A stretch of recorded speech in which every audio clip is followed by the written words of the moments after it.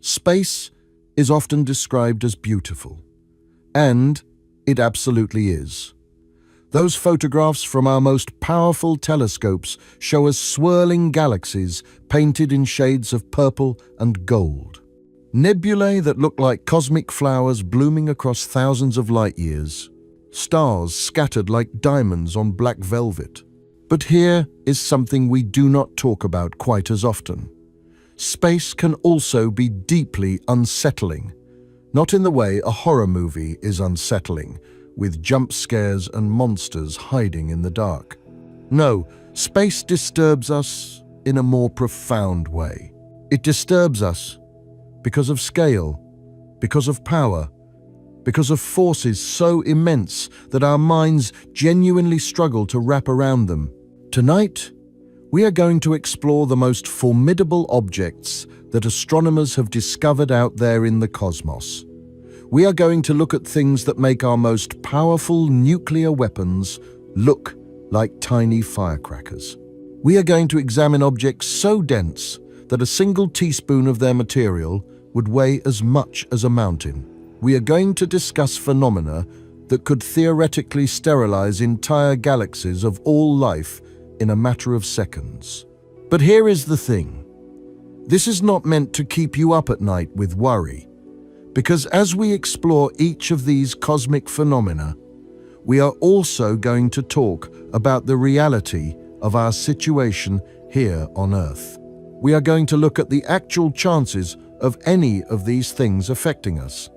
And spoiler alert, in almost every case, those chances are incredibly, wonderfully small. Before we dive in, let me say something about the nature of fear itself. When we were evolving on the African savannas, our ancestors learned to fear certain things. Predators, heights, darkness, the rustle of grass that might conceal a lion. These fears kept us alive. Our brains developed circuits dedicated to recognizing threats and responding to them. But the cosmic phenomena we will discuss tonight are of a completely different character.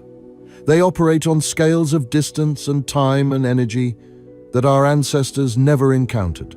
Our fear circuits do not really know what to do with them. How do you feel genuine dread towards something a billion light years away? How do you emotionally process an explosion that releases more energy in 10 seconds than the sun does in 10 billion years? You cannot, really. And that is okay. What we can do is appreciate these phenomena intellectually.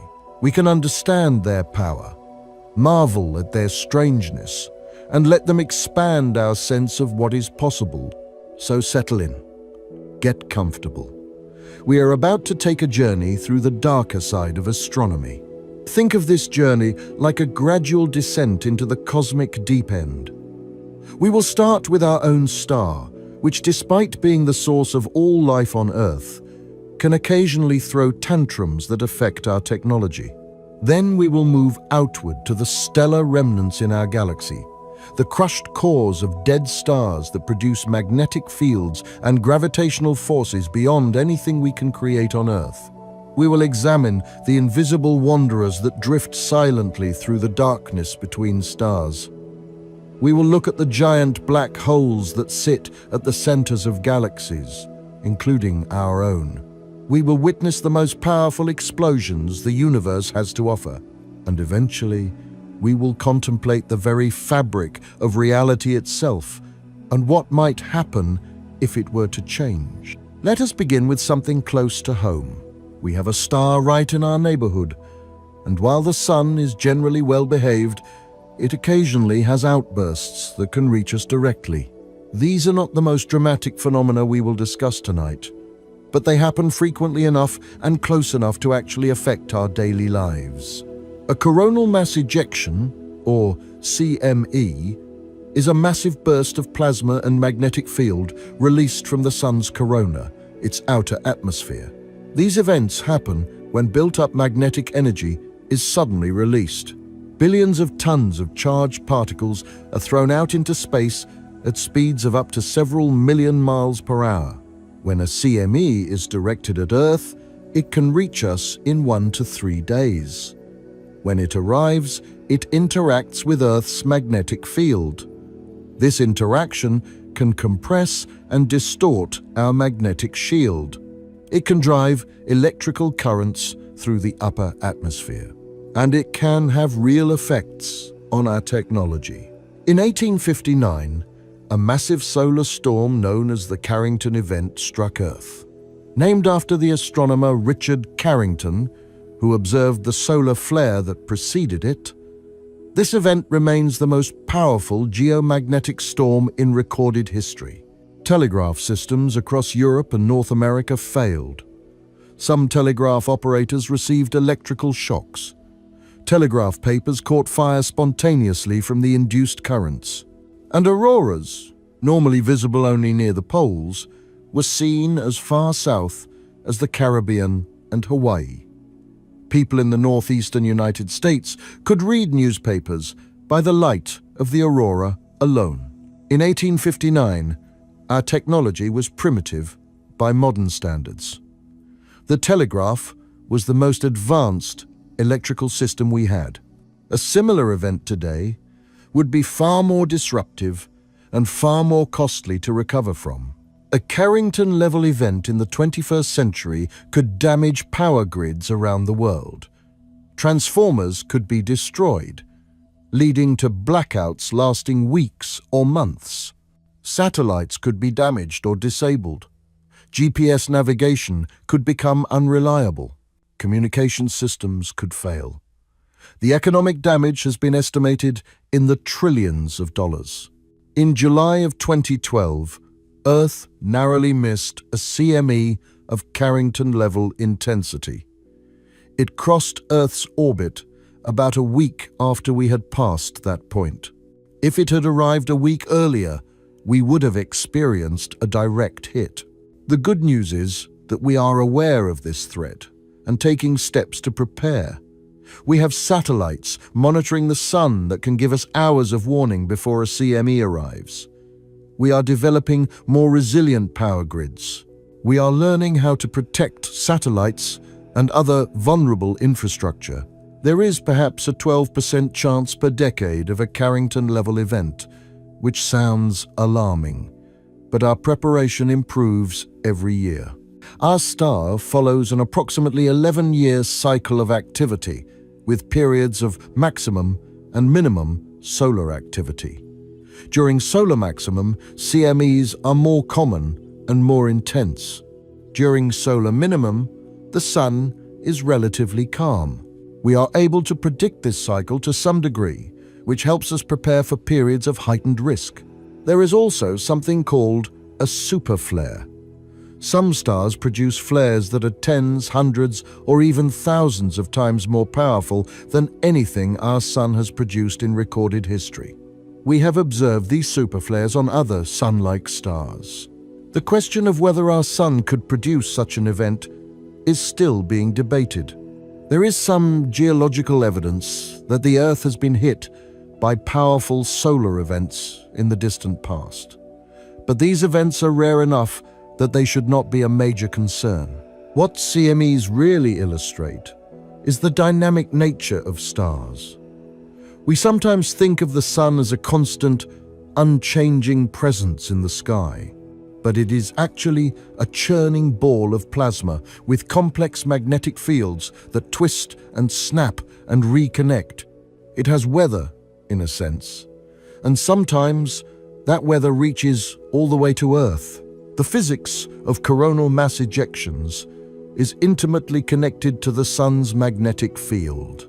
This magnetic field is generated by a dynamo process in the interior, where the combination of convection and differential rotation creates complex magnetic structures. These structures can become tangled and twisted, building up energy over time. When the magnetic stress becomes too great, the field can suddenly reconfigure, releasing energy in a flare and often launching a CME. The ejected plasma carries the magnetic field with it, creating a bubble of magnetized material that propagates outward through the solar system. The interaction of a CME with Earth's magnetic field is complex. The orientation of the magnetic field within the CME determines how strongly it will couple with Earth's field. If the CME's field is oriented opposite to Earth's field, the coupling is stronger and the geomagnetic effects are more severe. This is why predicting the impact of a CME is challenging. We can detect a CME when it is launched from the Sun, but we cannot easily determine the orientation of its magnetic field until it arrives at Earth. Space weather forecasters use models and observations from spacecraft to estimate the likely impact, but there is always uncertainty. The effects of geomagnetic storms extend beyond power grids and satellites. Navigation systems that rely on the ionosphere, including some aircraft navigation, can be disrupted. Radio communications at certain frequencies can be affected. Pipelines can experience induced currents that accelerate corrosion. Even astronauts on the International Space Station need to take shelter during strong solar events. There is also a biological dimension. The increased radiation from strong solar events can pose risks to astronauts and airline passengers flying at high altitudes over the poles. Some studies have suggested correlations between geomagnetic activity and various biological effects on Earth, though these remain controversial. The historical record of solar storms is incomplete, but there is evidence of events even larger than the Carrington event in the distant past. Ice cores and tree rings preserve records of solar activity extending back thousands of years. Analysis of these records suggests that extreme solar storms, perhaps 10 times stronger than Carrington, occur every few thousand years. Such an extreme event would be devastating to modern technology. The economic damage could be in the tens of trillions of dollars. Recovery would take years. Some have argued that preparing for such an event should be a national and international priority. The good news is that awareness is growing. The National Oceanic and Atmospheric Administration operates the Space Weather Prediction Center, which monitors solar activity and issues forecasts and warnings. International cooperation through organizations like the World Meteorological Organization helps coordinate the global response to space weather. Some power grid operators have begun installing equipment to protect transformers from geomagnetically induced currents. Satellite operators have developed procedures for protecting their spacecraft during strong solar events. These measures will not prevent all damage from a major storm, but they will reduce the impact. Now let us venture further out, to objects that operate on entirely different scales of power. Imagine you could take our Sun, this massive ball of burning hydrogen that dominates our entire solar system, and squeeze it down. Keep squeezing until all that mass, all that material, is compressed into a ball roughly the size of a city. Not a big city either. Something like Manhattan, maybe 15 miles across at most. What you would have is called a neutron star. And neutron stars are already among the strangest objects we know about. They are so dense that a sugar cube of neutron star material would weigh about 1 billion tons. They spin so fast that some of them rotate hundreds of times per second. They are the crushed cores of massive stars that exploded as supernovae, and they represent matter pushed to its absolute limits. But magnetars are neutron stars that have gone even further into strangeness. They are neutron stars with magnetic fields so powerful that they break our normal understanding of what magnets can do. Let me try to put this in perspective for you. You probably have some magnets around your house, maybe some on your refrigerator. Those magnets have a magnetic field strength of roughly 100 Gauss. That is a unit scientists use to measure magnetic fields. 100 Gauss is strong enough to hold up a piece of paper with a little note on it. An MRI machine at a hospital one of the most powerful magnets most people will ever encounter, has a field strength of about 10,000 to 30,000 Gauss. That is strong enough that medical staff have to ensure you have no metal on your body before you go in. People have been seriously injured when metal objects flew across the room toward an MRI machine. A magnetar has a magnetic field of up to 1 quadrillion Gauss. That is a 1 followed by 15 zeros. It is roughly 1,000 trillion times stronger than Earth's magnetic field. At the distance of the Moon from Earth, roughly 240,000 miles, a magnetar's magnetic field would be strong enough to erase every credit card on our planet. It would wipe clean every hard drive, corrupt every piece of magnetic storage. And that is from the distance of the Moon. Get closer, say 1,000 miles from a magnetar, and the magnetic field would be strong enough to distort the electron clouds around atoms in your body. The chemistry that keeps you alive would stop working. Not gradually, instantly. Get closer still, and the magnetic field would stretch atoms into long, thin tubes aligned with the field lines. Matter as we know it would stop existing in any recognizable form. Now, here is where I can put your mind at ease quickly. We know of about 30 magnetars in our galaxy, and the closest is over 10,000 light-years away. At that distance, even a massive flare causes no problems for Earth whatsoever. These objects are genuinely well beyond any realistic concern for us. But that safety does not make them less fascinating to study. On August 27th, 1998, a magnetar called SGR 1900 plus 14, located about 20,000 light-years away, experienced a flare.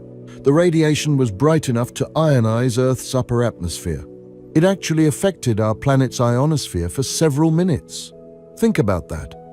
Something 20,000 light-years away reached out and touched our atmosphere.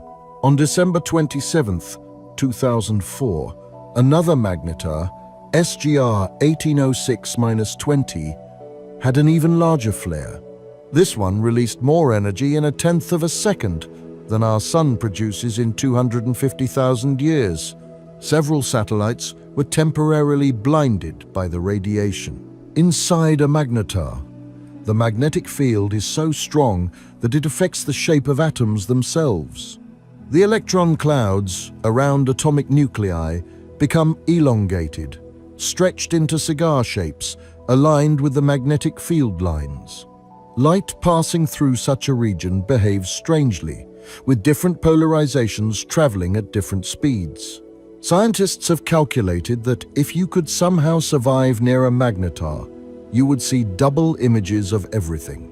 Scientists have used magnetars to test fundamental physics in ways that would be impossible in any laboratory on Earth.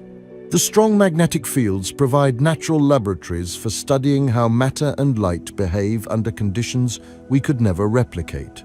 Some magnetars have been used to test theories about how nuclear matter behaves at extreme densities. There is also an ongoing effort to understand how magnetars form in the first place. Not every neutron star becomes a magnetar. In fact, most do not. Something special has to happen during the collapse of the massive star, something that amplifies the magnetic field to those incredible levels. One leading theory involves the dynamo effect. In the few seconds after the neutron star forms, before its interior solidifies, the hot, dense matter is in a state called convection. Hot material rises and cooler material sinks, creating circulating currents.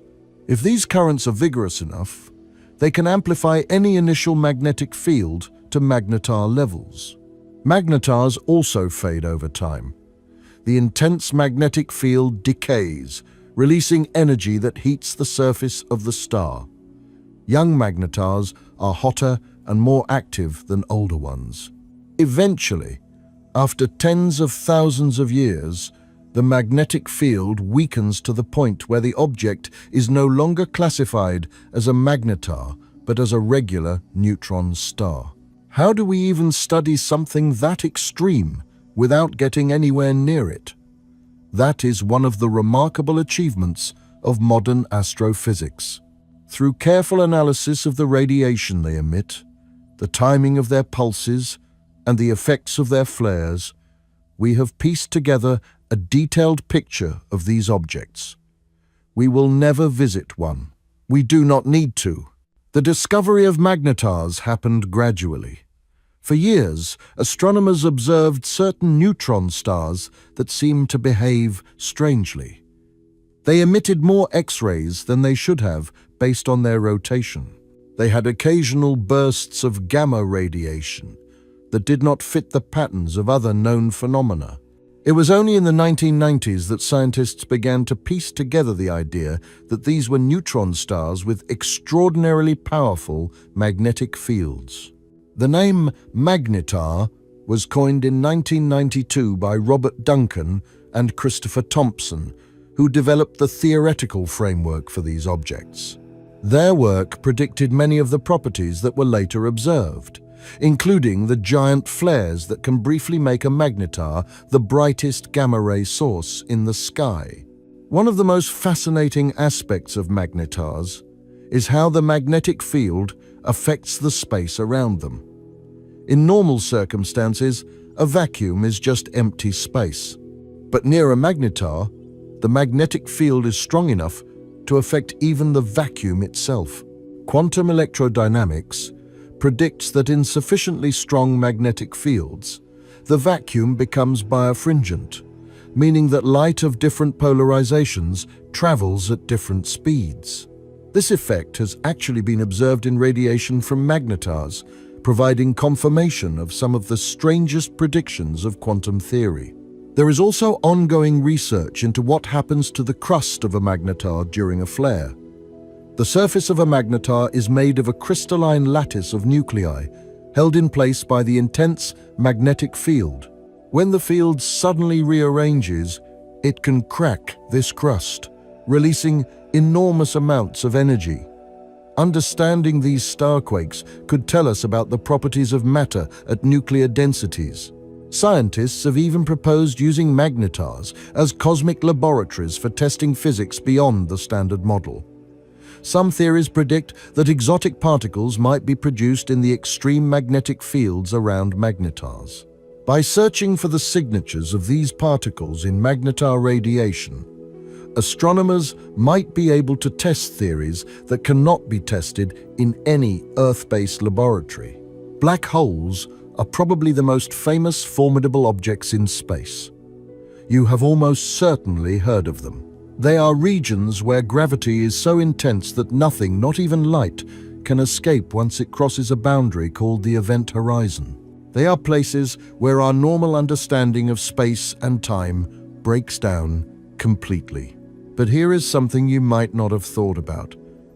The black holes we hear about most often are the ones we can actually detect, the ones at the centers of galaxies, the ones that are actively swallowing matter and releasing great amounts of radiation, the ones that announce their presence loudly across the cosmos. What about the quiet ones? What about black holes that are not eating anything at the moment? What about black holes that are just drifting silently through space, invisible in the darkness? These are called rogue black holes, or wandering black holes. Let me explain how these things come to exist. When very massive stars die, they can collapse into black holes. This is a normal part of stellar evolution, nothing unusual about it. But sometimes, this collapse happens asymmetrically. The explosion that accompanies the formation of the black hole can give the newborn black hole a kick, sending it flying off in some random direction at high speed. Other times, black holes can be ejected from their homes through gravitational interactions.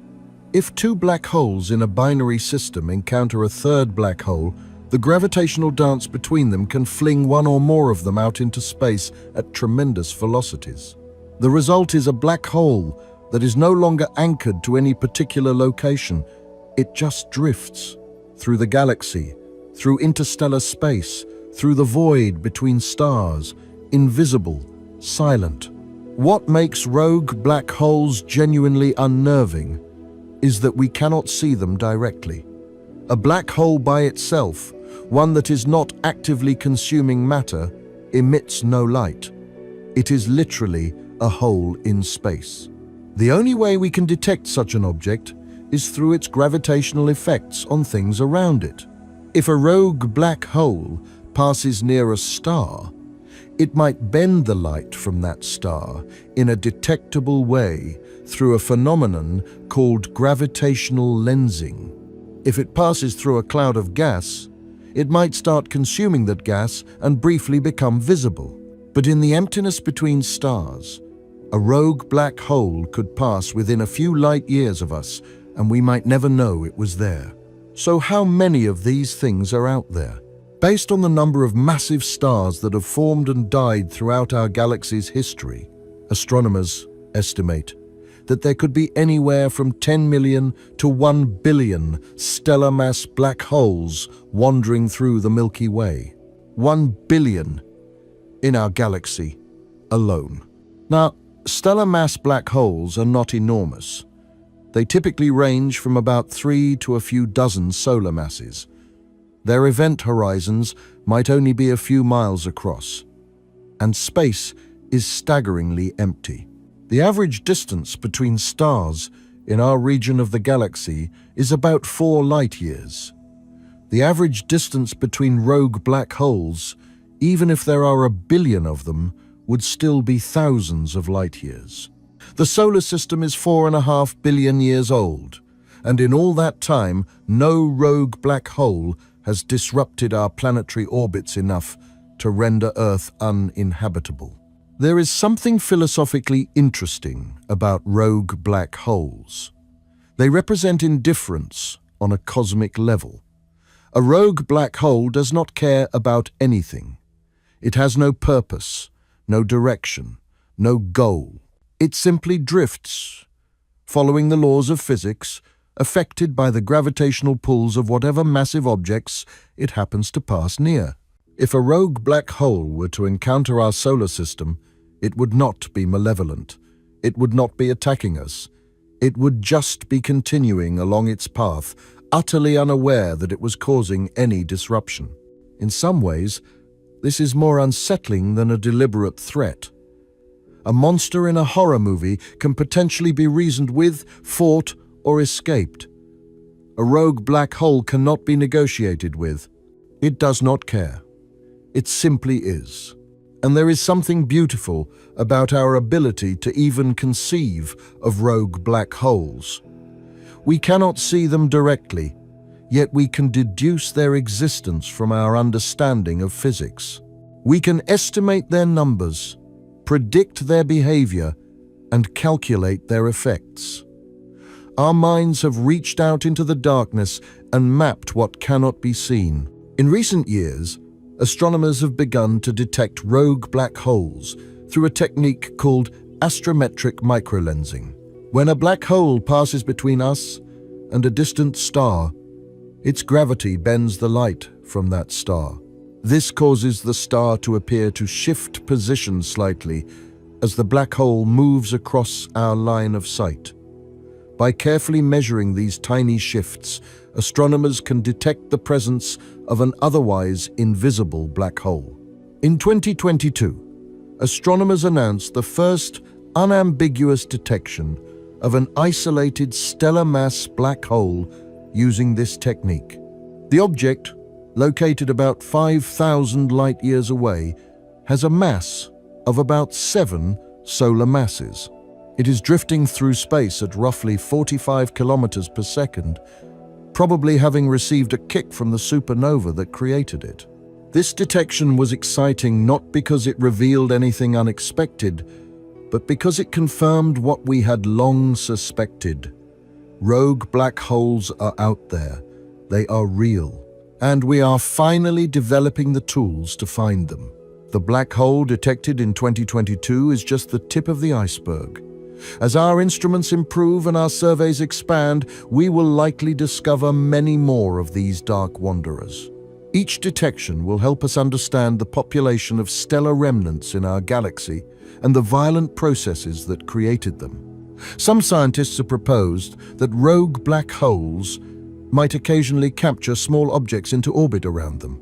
A rogue black hole passing through a dense stellar region might gravitationally capture asteroids, or even small planets. These captured objects would orbit the black hole in lonely trajectories, circling an invisible master in the darkness between stars. There is even speculation about whether advanced civilizations might use rogue black holes as power sources. The energy released by matter falling into a black hole is more efficient than nuclear fusion. A civilization that could navigate to a rogue black hole and harness its gravity might have access to enormous amounts of energy. This is highly speculative, of course, but it illustrates how even the darkest objects in the universe might serve purposes we have not imagined. Are there frozen worlds out there that once orbited stars like ours, now drifting alongside these invisible wanderers? We will explore that thought later, when we discuss rogue planets. But first, let us look at black holes of a very different scale. We just talked about stellar mass black holes, the ones formed from dead stars, typically a few times to maybe a few dozen solar masses. But the universe has a taste for going big. And when it comes to black holes, things can get very, very big indeed. At the center of nearly every large galaxy, including our own Milky Way, lurks something called a supermassive black hole.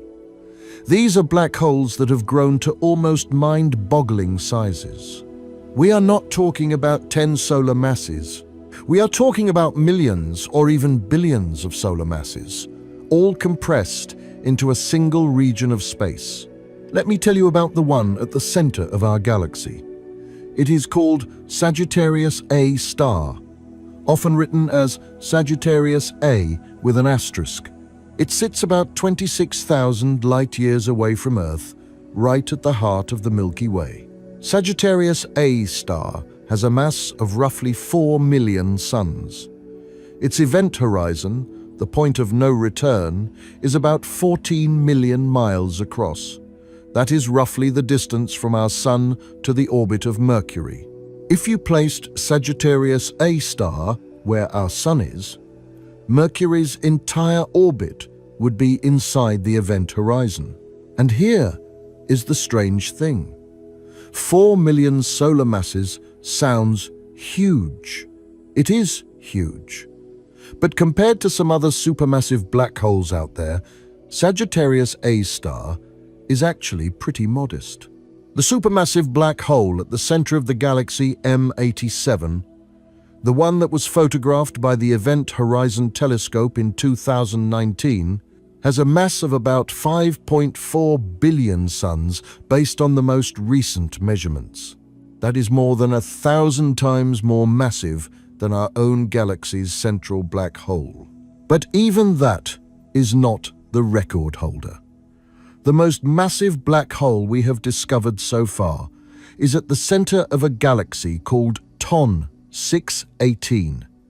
This one weighs in at roughly 66 billion solar masses. Its event horizon is larger than our entire solar system. If you placed it where the Sun is, it would swallow everything out to far beyond the orbit of Pluto. 66 billion suns, all in one object. There is something fascinating about what happens near the event horizon of a supermassive black hole. Time itself behaves differently there. According to Einstein's theory of general relativity, gravity affects the passage of time. The stronger the gravity, the slower time passes relative to an observer far away. Near the event horizon of a supermassive black hole, time slows dramatically. If you could somehow survive and hover just outside the event horizon, watching someone far away, You would see them moving incredibly fast. Their entire lifetime might pass in what feels like minutes to you. Conversely, they would see you moving in extreme slow motion, seemingly frozen in place. At the event horizon itself, from the perspective of a distant observer, time appears to stop completely. Light from an object falling into a black hole gets stretched and dimmed as the object approaches the event horizon. The object never quite seems to cross the boundary from the outside perspective. It just gets dimmer and dimmer and redder until it fades from view entirely. From the perspective of the falling object, however, the crossing of the event horizon happens in finite time. The unlucky traveler would pass through and continue falling toward the singularity. What happens at the singularity is one of the great unsolved problems in physics. Our equations break down there. Now, Sagittarius A is 26,000 light-years from Earth. At that distance, its gravitational influence on our solar system is essentially zero. We are orbiting the center of the galaxy, yes, but that is a gentle, stable orbit that takes about 230 million years to complete.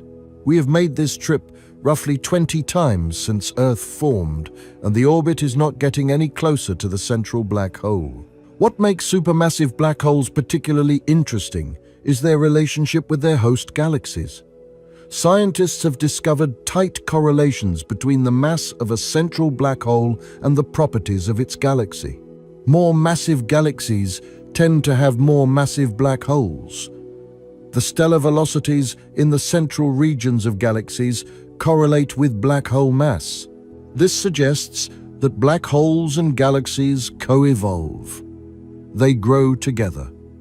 The black hole affects how the galaxy forms, and the galaxy affects how the black hole grows. It is a cosmic partnership that spans billions of years. Some scientists even argue that supermassive black holes are essential for galaxy formation. In the early universe, the intense radiation from actively feeding black holes may have helped regulate star formation, preventing galaxies from forming too many stars too quickly. The black holes acted like thermostats, controlling the temperature and behavior of the gas in their host galaxies. So these cosmic giants are not just consumers of matter, they are also sculptors of the galaxies they inhabit. The correlation between black hole mass and galaxy properties is one of the most important discoveries in modern astronomy. It tells us that the story of galaxies and the story of black holes are intertwined in ways we are only beginning to understand. There is ongoing research into how supermassive black holes grow. In the nearby universe, we see black holes that are mostly quiet, like Sagittarius A. They are not consuming much matter.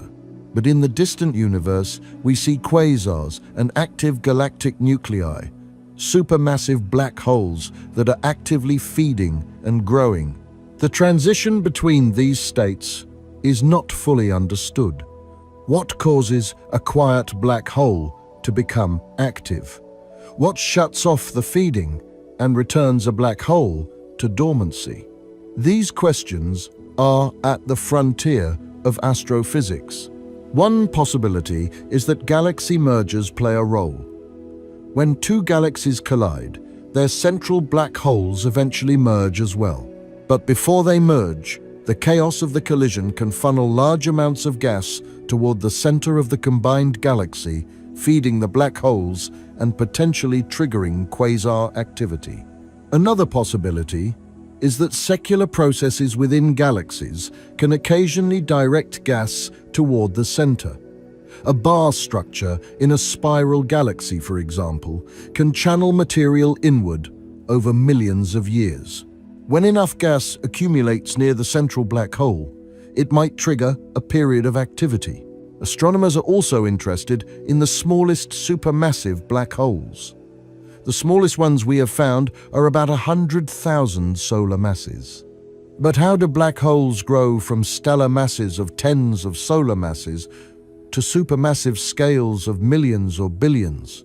There should be intermediate mass black holes, objects with thousands or tens of thousands of solar masses bridging this gap. Yet these intermediate mass black holes have proven elusive. Finding them would help us understand the early stages of supermassive black hole growth. In 2019, the Event Horizon Telescope produced the first direct image of a black hole, showing the shadow of the supermassive black hole in M87 against the bright glow of its accretion disk. This image was a triumph of international collaboration, combining data from radio telescopes around the world to create an Earth-sized virtual telescope. In 2022, the Event Horizon Telescope released an image of Sagittarius A itself, our own galaxy's central black hole. This image was more challenging to create because Sagittarius A is much smaller and more variable than the black hole in M87. The turbulent matter around it changes on timescales of minutes, whereas the larger M87 black hole changes over days. These images do not show the black hole itself, of course.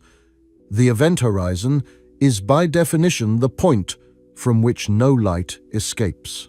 What we see is the shadow of the black hole, the dark region where light has been captured, surrounded by the bright ring of superheated matter orbiting just outside. If magnetars are notable for their incredible magnetic fields, and black holes for their gravity, then gamma-ray bursts deserve attention for their sheer, overwhelming intensity. These are the most powerful explosions in the universe since the Big Bang, and until a few decades ago, we had no idea they existed. The story of how we discovered gamma-ray bursts is actually kind of fascinating. During the Cold War, the United States launched a series of satellites called the Vela satellites. Their job was to detect the gamma radiation that would be released by nuclear weapons tests. The military wanted to make sure the Soviet Union was not secretly testing bombs in space. Starting in 1967, these satellites started picking up gamma-ray signals. But they were not coming from Soviet weapons tests. They were coming from all directions in space. Brief flashes of gamma radiation, lasting anywhere from milliseconds to several minutes, appearing randomly from random locations in the sky. For years, no one knew what these things were. When the information was finally declassified in the early 1970s, astronomers were baffled. What could produce such intense bursts of gamma rays from so far away? Over the following decades, we gradually figured it out. Gamma-ray bursts come in two main varieties. Short gamma-ray bursts last less than 2 seconds. Long gamma-ray bursts last longer than 2 seconds, sometimes for several minutes. Short gamma-ray bursts are produced when two neutron stars collide, or when a neutron star collides with a black hole. Two objects, each with more mass than the Sun compressed into a space the size of a city, smashing together at a significant fraction of the speed of light. The result is a brief, intense flash of gamma radiation. Long gamma-ray bursts happen when a very massive star dies in a particular way. The core of the star collapses into a black hole, and as material falls into the newly formed black hole, two jets of matter and energy blast out along the axis of rotation. These jets punch through the outer layers of the dying star and stream out into space at nearly the speed of light. If one of those jets happens to be pointed at Earth, we see a gamma-ray burst. The light is focused by the jet, making it incredibly bright. The most powerful gamma-ray burst we have ever recorded was called GRB 221009A, detected in October of 2022. It was located about 2 billion light-years away. Even at that distance, it was bright enough to temporarily blind the detectors on some of our satellites. It released more energy than scientists thought was physically possible for such events. Models had to be revised to account for it. Unlike supernovae, which spread their energy out in all directions, gamma-ray bursts focus their energy into narrow jets. This means that if one of those jets were pointed at Earth from close enough, it could strip away the ozone layer on the side of Earth facing the burst. Without the ozone layer, ultraviolet radiation from our own star would become deadly. How close is close enough? Astronomers estimate roughly 5,000 to 10,000 light-years, depending on the power of the burst. Some scientists have even proposed that a gamma-ray burst might have caused one of the major extinction events in Earth's history. The Ordovician-Silurian extinction, which happened about 445 million years ago and killed off roughly 85% of marine species, has some characteristics that are consistent with a gamma-ray burst. The killing was selective in ways that suggest intense ultraviolet radiation from above. We cannot prove that a gamma-ray burst caused it, but we cannot rule it out either. The reassuring context is this: gamma-ray bursts are rare. In a galaxy the size of the Milky Way, we estimate that a long gamma-ray burst happens maybe once every few 100,000 to few million years. Most massive stars that could produce them are found in regions of active star formation, which our solar neighborhood is not. And even if a suitable star were to explode within range, the jets would have to be pointed almost exactly at Earth to be dangerous. Those jets are narrow, typically only a few degrees wide. There are a couple of stars we keep an eye on. Eta Carinae is a massive, unstable star about 7,500 light-years away. It could potentially produce a gamma-ray burst when it finally explodes. But based on its orientation, any jets it produced would not be pointed at Earth. WR104 is a Wolf-Rayet star about 8,000 light-years away. For a while, astronomers were concerned that its jets might be pointed at us. More recent measurements suggest we are probably not in the firing line, but we continue to watch it. The physics of how gamma-ray burst jets form and propagate is still being studied. We know that the jets punch through the outer layers of the dying star, emerging at nearly the speed of light. But the details of how the jet maintains its coherence, how it accelerates particles to such high energies, and how it produces the specific spectrum of radiation we observe are still not fully understood. One interesting aspect of gamma-ray bursts is the afterglow. After the initial burst of gamma rays, which might last only seconds, there is a longer period of emission at lower energies.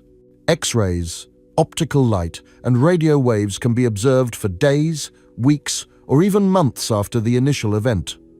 This afterglow is produced as the jet collides with the surrounding material and slows down. By studying the afterglow, astronomers can learn about the environment around the dying star.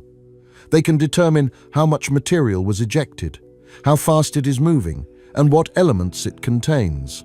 What else might those distant flashes tell us about the early universe? They are being used as cosmic probes, their light carrying information about the matter it passed through on its journey to Earth. Every burst is a message from the distant past. The most distant gamma-ray burst ever detected, GRB 090423, occurred when the universe was only about 630 million years old. The light from this explosion traveled for over 13 billion years to reach us. When it was emitted, the first galaxies were just beginning to form. By studying the spectrum of this ancient light, astronomers can learn about the conditions in the early universe. The light passes through intergalactic gas clouds on its way to us, and each cloud leaves its fingerprint in the spectrum. We can measure the composition of these clouds, their temperatures, and their densities. Gamma-ray bursts have also been proposed as a way to search for signs of advanced civilizations. If a civilization wanted to communicate across interstellar distances, they might use a beacon that mimics a natural gamma-ray burst, but contains encoded information. So far, we have found no evidence of such artificial signals, but the search continues. There is also interest in using gamma-ray bursts to test fundamental physics. The photons from a gamma-ray burst travel billions of light-years to reach us.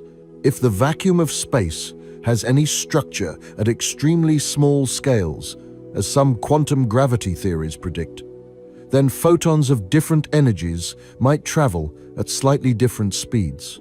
Over billions of light-years, even a tiny difference would accumulate to a measurable delay. So far, no such delay has been observed.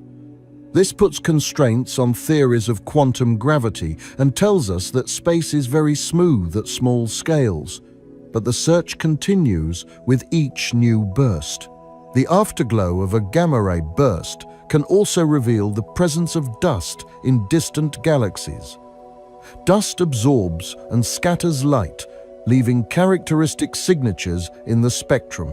By studying afterglows, astronomers can measure the dust content of galaxies when the universe was young, learning about the history of star formation and heavy element production. Some gamma-ray bursts have been observed to have multiple components, with different pulses arriving at different times.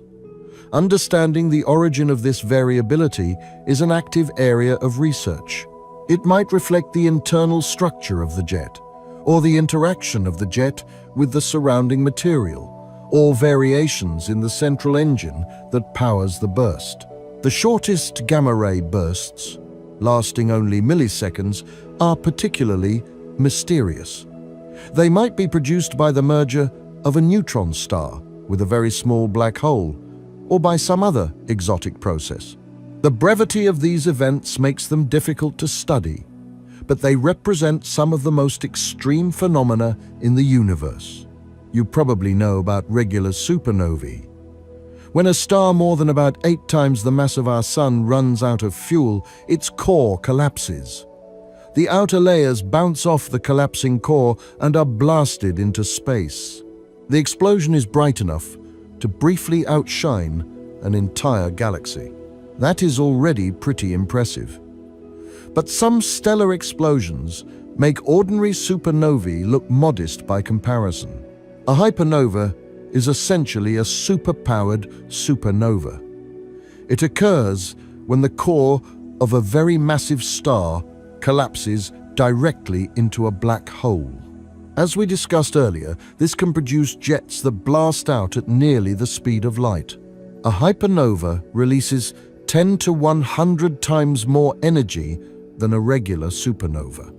It is often associated with long gamma-ray bursts. But there is an even more dramatic type of stellar explosion. It is called a pair instability supernova. The process works like this. Very massive stars, those with more than about 130 times the mass of our Sun, develop incredibly hot cores. We are talking about temperatures of several billion degrees. At these temperatures, something strange starts to happen. Normally, a star is held up against gravity by radiation pressure.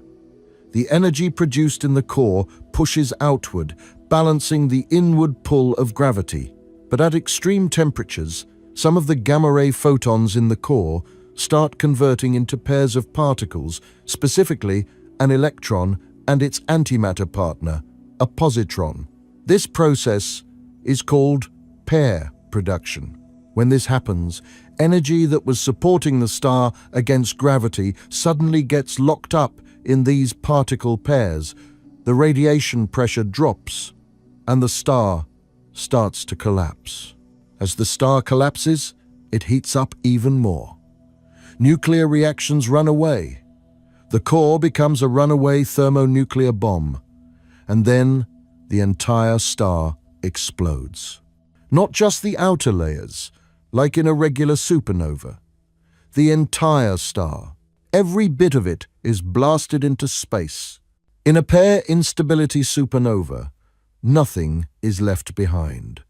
No neutron star, no black hole, just an expanding cloud of debris containing all the material that once made up a star more than 100 solar masses.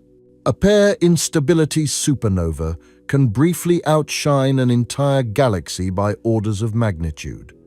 It can remain visible for months or even years, and it can produce huge amounts of heavy elements, scattering them across space. We have observed a few candidates for pair instability supernovae. SN 2007bi is generally considered a confirmed example, extraordinarily bright and long-lasting. SN 2006gi, discovered in 2006, was incredibly luminous and remained visible for over a year.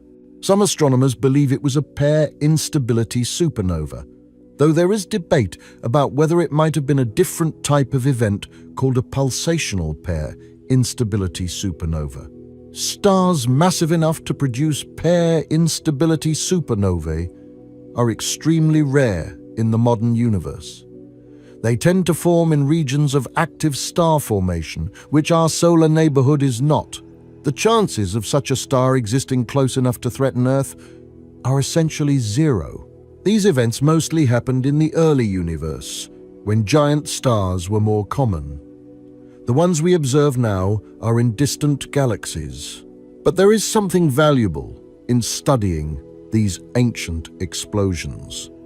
Pair instability supernovae, when they occur, produce large amounts of a specific isotope of nickel called nickel-56.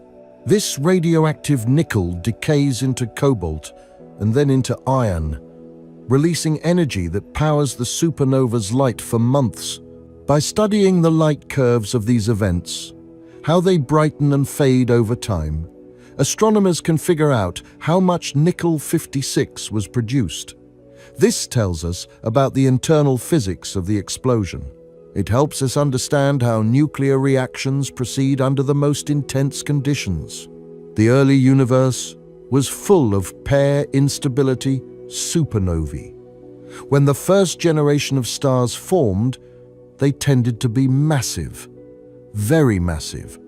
Some may have been hundreds of solar masses. When these first stars died, many of them probably exploded as pair instability supernovae. These explosions seeded the early universe with heavy elements. Before these stars formed and died, the universe contained only hydrogen, helium, and tiny amounts of lithium. Everything else, every carbon atom in your body, every oxygen atom you breathe, every iron atom in your blood was forged inside stars and scattered by explosions like these. The pair instability supernovae of the early universe were particularly generous. They produced large amounts of heavier elements and dispersed them across huge volumes of space. Without these catastrophic deaths, the universe might never have accumulated enough heavy elements for rocky planets to form. Life as we know it might never have been possible. There is something philosophical to consider here. The most dramatic deaths of the most massive stars were also essential acts of cosmic construction. They were the universe building the toolkit needed for complexity, for chemistry, for life. This is a recurring theme in astronomy. The forces that destroy can also create. Supernovae that end stellar lives scatter the elements needed for planets and life. Black holes that consume everything nearby also help regulate star formation on galactic scales. The universe does not separate destruction and creation into neat categories. They are intertwined, part of the same cosmic cycle. The study of pair instability supernovae has accelerated in recent years thanks to wide-field surveys that scan the sky looking for transient events. Telescopes like the Zwicky Transient Facility and the upcoming Vera Rubin Observatory are designed to detect supernovae and other explosive events in distant galaxies. When a candidate pair instability supernova is detected, follow-up observations with larger telescopes can characterize its properties. One of the goals of this research is to find pair instability supernovae at even higher redshifts, looking back to even earlier times in cosmic history. The first generation of stars, called population 3 stars, probably included many objects massive enough to explode as pair instability supernovae.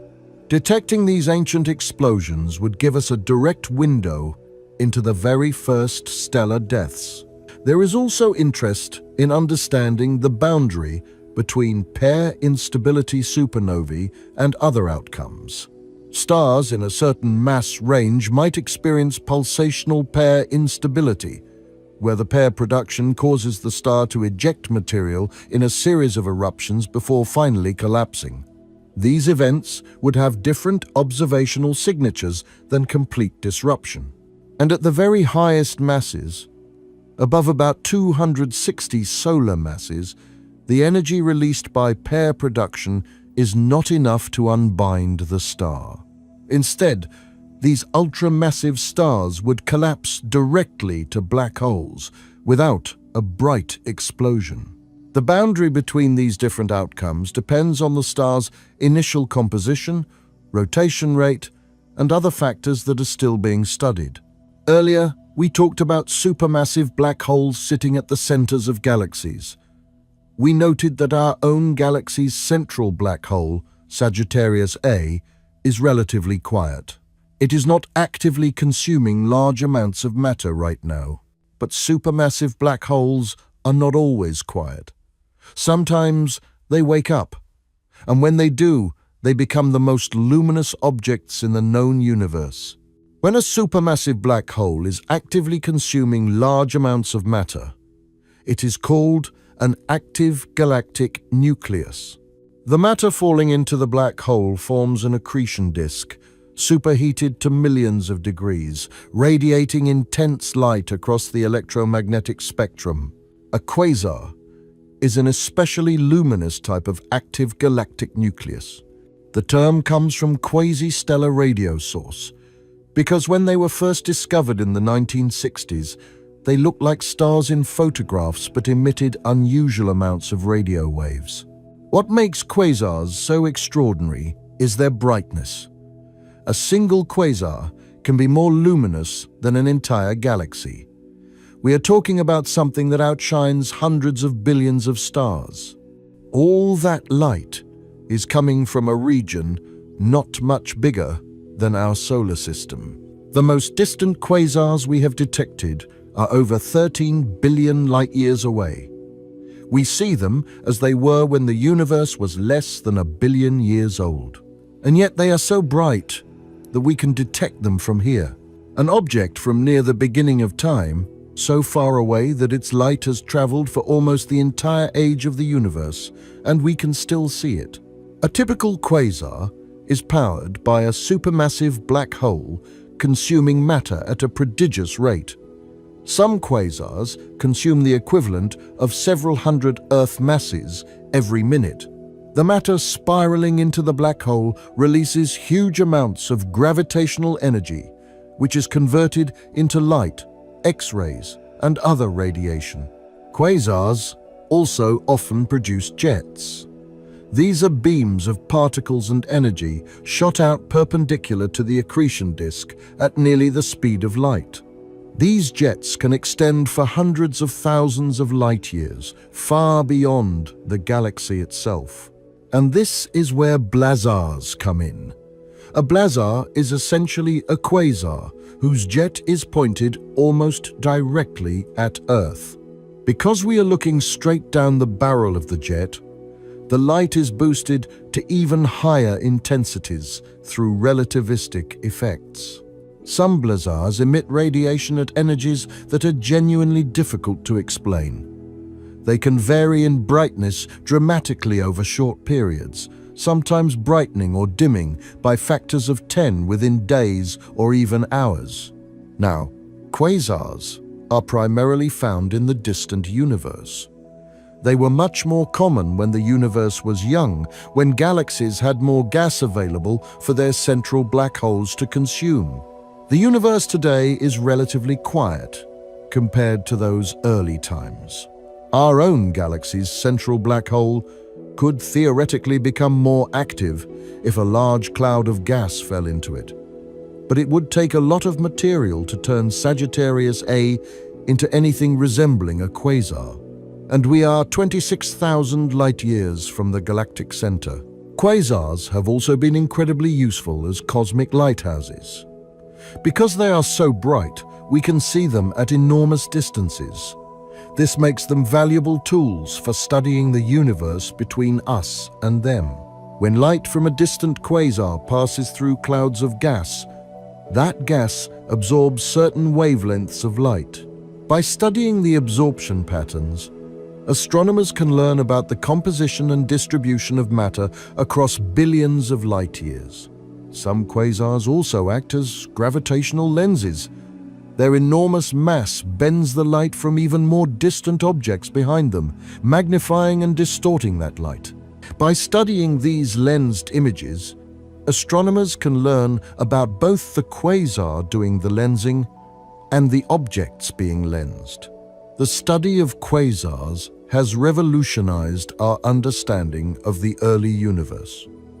We now know that supermassive black holes formed surprisingly quickly after the Big Bang.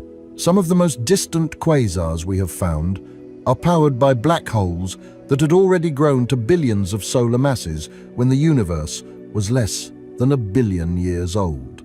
How these black holes grew so large so quickly remains an active area of research. One leading theory involves direct collapse black holes. In the early universe, under certain special conditions, massive gas clouds might have collapsed directly into black holes without first forming stars. These seed black holes could have been much larger than the stellar remnants that form from dying stars, giving them a head start on growth. Another possibility is that black holes grew through periods of super-Eddington accretion, consuming matter faster than the theoretical limit that would apply in normal circumstances. If the infalling matter is distributed in a certain way, it might be possible to circumvent the usual radiation pressure that limits accretion rates. Understanding early black hole growth is connected to understanding galaxy formation more broadly. The tight correlations between black hole mass and galaxy properties suggest that their growth is linked. Solving the puzzle of early black hole growth might also help us understand how the first galaxies assembled. Quasars have also taught us about the intervening universe. As quasar light travels to us, it passes through countless clouds of hydrogen gas. Each cloud absorbs light at a specific wavelength, creating a series of absorption lines in the quasar spectrum. This pattern, called the Lyman alpha forest, allows astronomers to map the distribution of hydrogen gas throughout cosmic history. The Lyman alpha forest reveals the cosmic web in exquisite detail. The density and spacing of absorption lines tells us about the distribution of matter along the line of sight. By observing many quasars in different directions, astronomers can build up a three-dimensional picture of the large-scale structure. Some quasars show evidence of outflows, powerful winds driven by the radiation from the accretion disk. These outflows can carry matter away from the galaxy at thousands of kilometers per second. Over cosmic time, such outflows can remove significant amounts of gas from galaxies, affecting their subsequent evolution.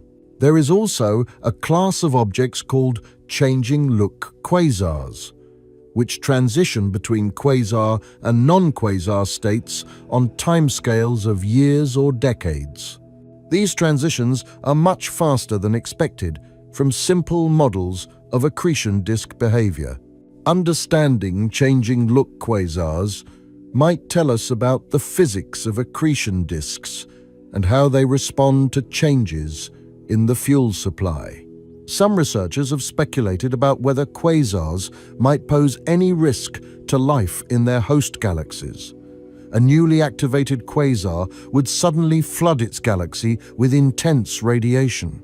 Planets in the inner regions of the galaxy might experience dramatic increases in ultraviolet and X-ray flux.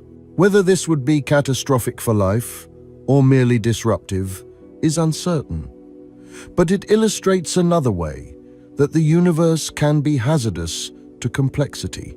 Earlier, we discussed rogue black holes, invisible wanderers drifting through the galaxy.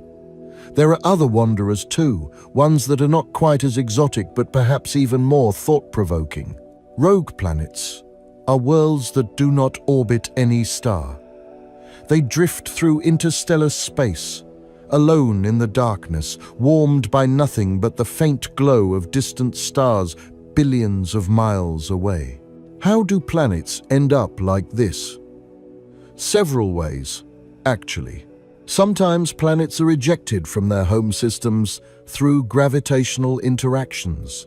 If a planet passes too close to a larger planet, or if a passing star disrupts the orbital dynamics of a system, a planet can be flung outward with enough velocity to escape its star entirely.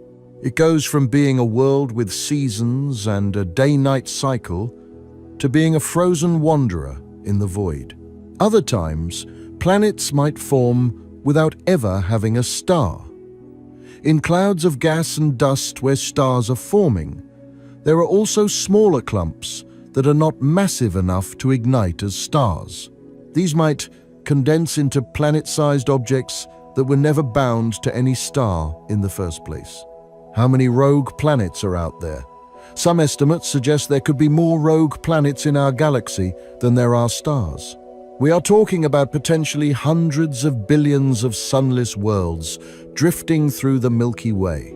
In 2021, astronomers announced the discovery of a population of rogue planets in a star-forming region about 520 light-years from Earth.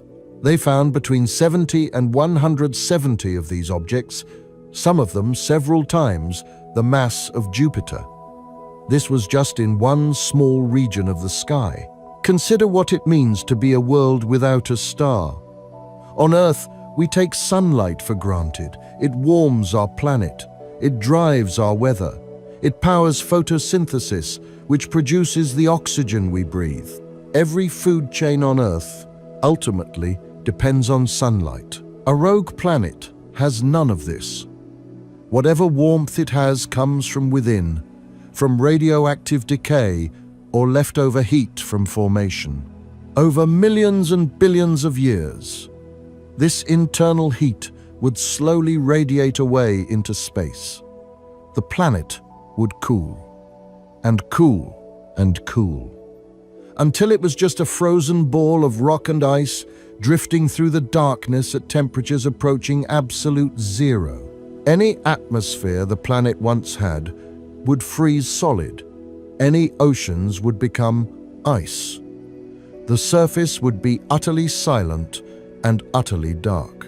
But here is something interesting. Some rogue planets might not be completely dead worlds. A large planet with a lot of internal heat could potentially maintain liquid water under an icy crust for billions of years.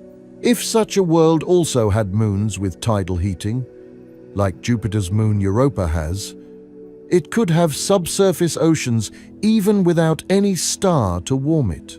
Could there be life on a rogue planet? We genuinely do not know. It seems like a long shot. But biology has surprised us before with its ability to thrive in difficult environments. If intelligent life had once evolved on such a planet before it was ejected from its home system, imagine watching your star grow smaller and smaller over millennia as your world drifted away. Knowing that eventually the light would fade, the warmth would disappear. In the early days of our solar system, things were much more chaotic. Planets were still forming, still migrating, still interacting with each other gravitationally. It is possible, even likely, that there were more planets in our solar system at the beginning than there are now. Some of them may have been ejected during the early gravitational reshuffling. If that is true, then somewhere out there, drifting through interstellar space, there might be worlds that formed alongside Earth. Worlds that condensed from the same cloud of gas and dust.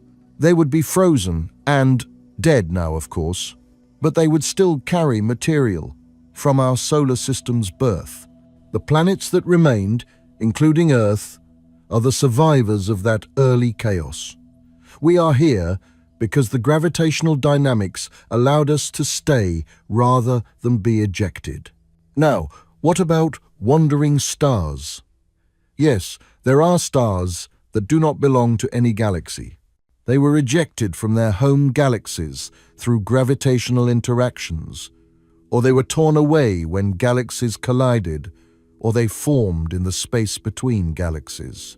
These intergalactic stars are incredibly isolated. The nearest other star might be millions of light years away. Any planets around such a star would see a night sky that was almost completely empty, just the faint smudges of distant galaxies. Some estimates suggest that as much as half of all stars in the universe might be outside of galaxies, drifting in the spaces between galactic clusters. Astronomers are now developing techniques to detect rogue planets through gravitational microlensing, where the planet briefly magnifies the light of a background star as it passes in front of it. The signals are faint and brief, but with enough observations, we can estimate the population of these cosmic wanderers. Each detection is a small glimpse into the hidden majority of worlds that exist outside the warmth of stars. The search for rogue planets has revealed some surprising findings. Some of the objects detected are much larger than expected, several times the mass of Jupiter. These might not be planets at all in the traditional sense, but rather failed stars, objects that formed like stars but never accumulated enough mass to ignite nuclear fusion. The boundary between large planets and small stars is not entirely clear. Brown dwarfs, objects with masses between about 13 and 80 times that of Jupiter, confuse deuterium, but not regular hydrogen. They glow dimly with their own heat for billions of years. Some of the larger rogue objects detected might be brown dwarfs rather than planets. There is also interest in searching for Earth-sized or smaller rogue planets. These would be much harder to detect because their gravitational lensing signal would be weaker. But they might be even more common than the Jupiter-sized rogues. Some estimates suggest there could be trillions of rocky rogue worlds in our galaxy alone. The upcoming Nancy Grace Roman Space Telescope, scheduled to launch in the mid-2020s, will conduct a large-scale survey for rogue planets using gravitational microlensing. It is expected to detect thousands of these objects, giving us our first comprehensive census of the free-floating planetary population.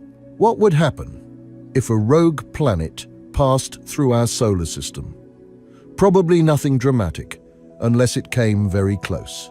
Space is mostly empty, and even a planet-sized object would be unlikely to directly encounter anything. But its gravity might perturb the orbits of comets in the outer solar system, potentially sending some toward the inner planets. There is speculation that a large planet, sometimes called Planet 9 or Planet X, might exist in the outer reaches of our solar system. Some astronomers have suggested that this hypothetical planet could be a captured rogue, a world that formed elsewhere and was gravitationally snagged by our star. This is not the most likely explanation for the orbital anomalies that have been attributed to Planet 9, but it illustrates how rogue planets might occasionally find new homes. The existence of so many rogue planets also raises questions about the formation and evolution of planetary systems. Our theories of planet formation focus on the processes happening in disks around young stars. But If planets are frequently ejected from their birth systems, we need to understand what causes these ejections and how they affect the systems left behind. Computer simulations suggest that gravitational interactions between growing planets can be quite chaotic. In the early stages of planetary system formation, planets can migrate inward and outward, sometimes crossing each other's orbits. When this happens, close encounters can scatter one or more planets into eccentric orbits or eject them entirely. The orderly solar system we see today might be the survivor of a more chaotic youth. We have talked about neutron stars when we discussed magnetars, but neutron stars have another trick, one that only gets revealed when two of them spiral together and collide. These events, called neutron star mergers, produce some of the most spectacular explosions in the universe. We call the resulting fireworks kilonovae. Consider how this happens. Sometimes, two neutron stars end up in orbit around each other. This can happen if two massive stars in a binary system both explode as supernovae, but stay gravitationally bound. The resulting pair of neutron stars slowly spirals together over millions or billions of years, losing energy through gravitational waves. Gravitational waves are ripples in space-time itself. When massive objects accelerate, they create these waves, which spread out through the universe at the speed of light. As a pair of neutron stars spirals together, it emits gravitational waves, which carry energy away from the system. This causes the orbit to shrink. The neutron stars get closer and closer. They spiral faster and faster, and eventually they collide. On August 17, 2017, astronomers witnessed one of these collisions for the first time. Gravitational wave detectors on Earth picked up the signal of two neutron stars spiraling together. About 2 seconds later, telescopes detected a short gamma-ray burst from the same direction, and in the days that followed, astronomers observed the kilonova, the explosive aftermath of the collision. What happens in a neutron star merger is absolutely cataclysmic. Two objects, each with more mass than the Sun but only about 12 miles across, smash together at a significant fraction of the speed of light. The collision produces temperatures of billions of degrees. It throws out material in all directions, and it creates conditions so intense that heavy elements are forged in the explosion. Gold, platinum, uranium, and other heavy elements are produced in neutron star mergers. For a long time, scientists were not sure where these elements came from. Now we know that a significant fraction of the heavy elements in the universe, including the gold in any jewelry you might own, was produced in the collisions of dead stars. The kilonova that follows a neutron star merger is bright. Not as bright as a supernova, but still visible across intergalactic distances. It glows with a distinctive reddish color as the newly created heavy elements release energy. There is a poetry to this. The gold in a wedding ring was forged in the collision of two dead stars. The platinum in a car's catalytic converter came from a neutron star merger that happened billions of years ago. The uranium that powers nuclear reactors was created in some of the most cataclysmic events the universe has to offer. Scientists have calculated approximately how much of various heavy elements in the solar system came from neutron star mergers versus other sources. The picture is still being refined, but it seems clear that a significant fraction of elements heavier than iron originated in these collisions. Every time you hold a piece of gold or platinum, you are holding material from a cosmic cataclysm. Neutron star mergers produce a lot of dangerous outputs. They emit gamma rays, X-rays, ultraviolet radiation, and high-energy particles. They produce a short gamma ray burst, which could be dangerous if pointed at Earth from close enough. If a neutron star merger occurred within a few hundred light-years of Earth, and if the gamma-ray burst were pointed at us, it could damage our ozone layer and cause significant harm to life on Earth. But neutron star mergers are rare. We estimate that they occur maybe once every 10,000 to 100,000 years per galaxy, and they can only happen where there are neutron star binaries, which are not common in our neighborhood. There are no known neutron star binaries close enough to Earth to pose a threat. The 2017 detection opened a new era of astronomy. For the first time, we could study a cosmic event using both gravitational waves and light. This multi-messenger astronomy has already revealed secrets about the universe that neither method could uncover alone. It confirmed that neutron star mergers produce heavy elements. It provided new ways to measure the expansion rate of the universe, and it gave us a new window into the physics of matter under extreme conditions. The event in 2017, designated GW170817 after its detection date, was observed by thousands of astronomers using dozens of telescopes around the world. Within hours of the gravitational wave detection, telescopes identified the optical counterpart, a kilonova in a galaxy about 130 million light-years away. The kilonova faded over the following weeks, its light shifting from blue to red as different radioactive elements decayed. By modeling the light curve, scientists could estimate how much material was ejected and what elements were synthesized. The observations confirmed theoretical predictions that neutron star mergers are factories for elements heavier than iron. The detection also allowed astronomers to measure the speed at which gravitational waves travel. The gravitational wave signal arrived about 1.7 seconds before the gamma-ray burst.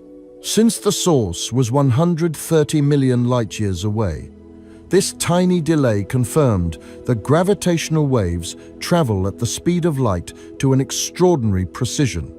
This ruled out many alternative theories of gravity that predicted different speeds. Now, we are going to venture into more speculative territory. We have been talking about objects we have observed and phenomena we have detected. But there are also theoretical objects that might exist. Objects that we have not confirmed, but that physics suggests could be out there. One of these is strange matter. To understand strange matter, we need to talk briefly about what neutron stars are made of. Neutron stars are incredibly dense, made primarily of neutrons packed together so tightly that a teaspoon would weigh 1 billion tons. But neutrons are not fundamental particles. They are made of smaller particles called quarks. Specifically, a neutron contains 2 down quarks and 1 up quark. These are the 2 lightest types of quarks. But physics tells us there are actually 6 types of quarks in total. 2 of them, up and down, make up ordinary matter. The others, charm, strange, top, and bottom, are heavier and usually unstable. This is where things get interesting. Under extremely intense conditions, like those inside a neutron star, it might be possible for matter to convert into a form that contains strange quarks. This strange matter would consist of roughly equal numbers of up, down, and strange quarks. And according to some theories, strange matter might actually be more stable than ordinary matter. If strange matter is more stable than ordinary matter, then it represents a kind of lower energy ground state. Ordinary matter would be in a higher energy configuration. This leads to a disturbing possibility. If a piece of strange matter, called a strangelet, were to come into contact with ordinary matter, it might convert that ordinary matter into more strange matter, and the newly converted matter might then convert more matter In principle, this process could continue until all the matter it touched was transformed. Sounds troubling, right? Straight out of science fiction. But here is the thing. We do not know if strange matter is actually stable. The theory that suggests it might be stable is called the strange matter hypothesis, and it is far from proven. Many physicists are skeptical. The mathematics is complicated, and we have no direct evidence that strange matter exists at all. This is very much a theoretical concern rather than an established threat. Furthermore, even if strange matter is stable, it might not be contagious in the way described above. There might be energy barriers that prevent ordinary matter from converting. The conversion process might be slow, or it might not work at all outside the incredibly intense conditions inside a neutron star. We have also never observed strangelets, despite looking for them. Cosmic ray detectors have searched for years without finding any convincing candidates. The Alpha Magnetic Spectrometer on the International Space Station has been looking since 2011 with no positive detections. Some scientists have even argued that if strangelets were stable and common, we would already have been converted long ago. The fact that Earth still exists, made of ordinary matter, is evidence that strangelets are either very rare, unstable, or non-existent. So strange matter and strangelets remain in the realm of theoretical concerns rather than confirmed threats. They are the kind of thing that makes for interesting scientific papers and thought experiments. What the strange matter hypothesis does highlight is how much we still do not know about the fundamental nature of matter. Even our best theories of particle physics have gaps and uncertainties. The universe may contain forms of matter we have not imagined yet. The standard model of particle physics, our best theory of fundamental particles and forces, has been spectacularly successful. It predicted the existence of the Higgs boson, which was discovered in 2012. It accurately describes countless experiments. But we know it is not complete. It does not include gravity. It does not explain dark matter or dark energy.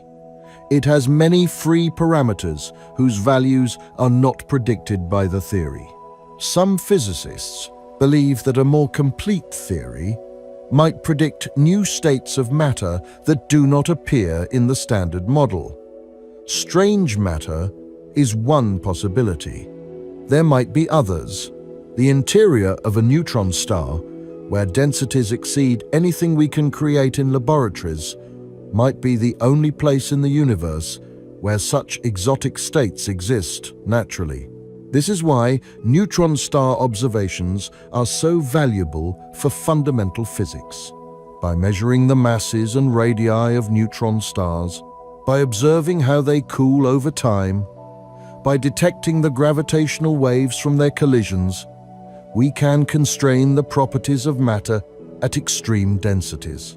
Every observation rules out some theories and supports others.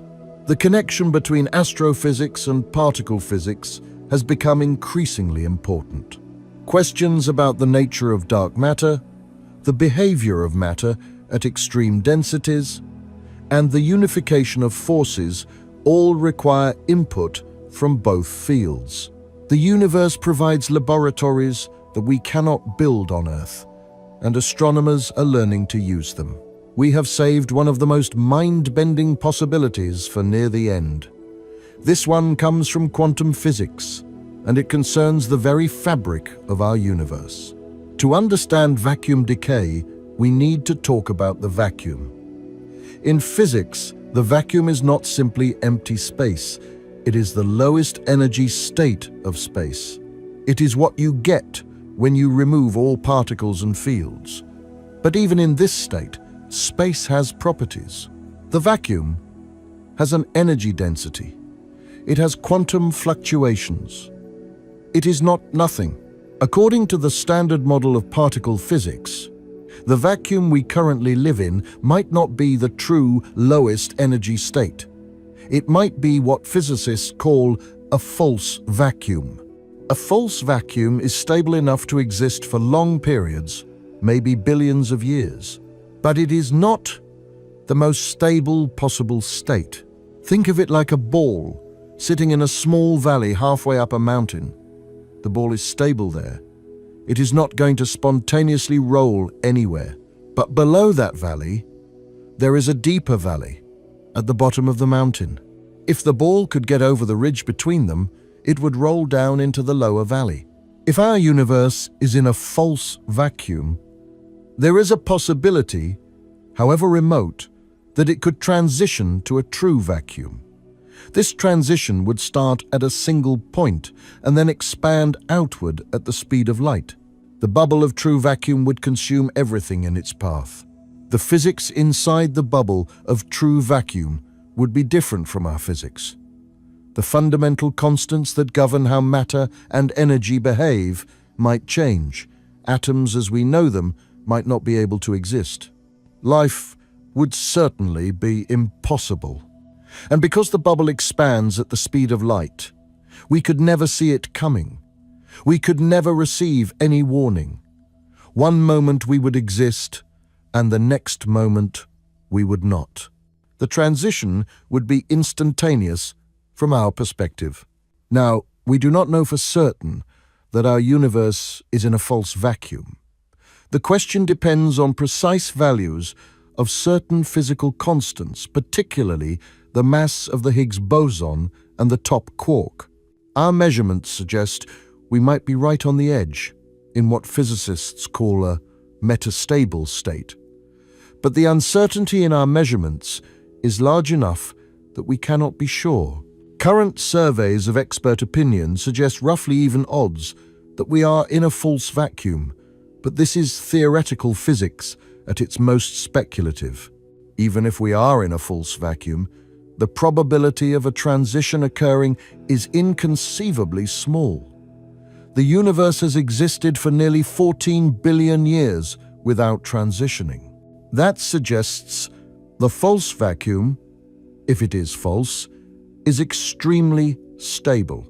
And if vacuum decay were to occur, there would be nothing we could do about it. The bubble would travel at the speed of light. We could not detect it in advance.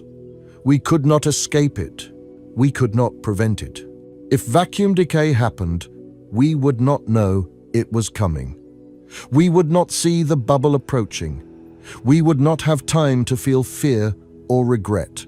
One moment, we would exist, living our lives, thinking our thoughts. The next moment, nothing, not even darkness. Just an absence of everything that was. Physicists sometimes talk about the anthropic principle, the observation that the universe seems fine-tuned for the existence of life. The fundamental constants of physics have values that allow for atoms, chemistry, stars, and planets. If those constants were slightly different, none of this would be possible. Vacuum decay represents the most dramatic version of this fine-tuning. Not only do the constants have to be right, but the vacuum itself has to be stable. If we live in a false vacuum, then our entire universe exists in a temporary state. Of course, borrowed time can be very long indeed. Even if we are in a false vacuum, the transition probability is so low that the expected timescale for decay might be vastly longer than the current age of the universe. We could have trillions of years ahead of us. Quadrillions. Numbers so large they lose meaning. Every moment that the universe continues to exist is evidence that the vacuum is more stable than the worst-case scenarios suggest. We have spent most of this documentary talking about objects, stars, black holes, planets, explosions.